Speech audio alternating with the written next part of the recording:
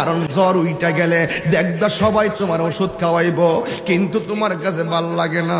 মা যখন একটা বদনা লইয়া তোমার মাথার মধ্যে পানি দিয়া হাতটা বুলাইয়া দেয়, তখন মনে হবে আমার জ্বর যেন ভালো হইয়া গেছে।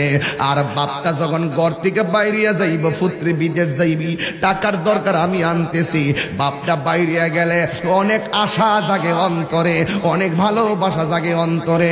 আমাকে রাস্তার ছেলে কিছু বলছে, বাপটা বাইরে গেছে, আমার বাবা একটা সমাধান করে আসবে, এই জন্য অনেক সংকটে ভয়ের মধ্যে বাপটা তোমার ছায়া হইয়া দাঁড়াইয়া গেছে। এই বাপটা ঘরের ভিতরে লাতুর হইয়া পইরা থাকলেও তুমি মনে করবা তোমার ঘরের মধ্যে একটা নিয়ামত আছে। আর বাপটা যখন ঘরে থাকবে না, তুমি সিদ্ধান্ত নিতে পারবা না। যেমন আমি তাহিরি একটা ক্ষেত কিনতে গেলে 100 বার চিন্তা করি, আমি তাহিরি একটা কাজ করতে গেলে 100 বার চিন্তা করি। আব্বা যখন বাচ্চা ছিল আর চিন্তা করা লাগে না, মুখটা বন্ধ কইরা চোখটা বন্ধ কইরা 1 ঘন্টা পরে একটা কথা কইছে, 10 বছরের জন্য সিদ্ধান্ত হইয়া গেছে।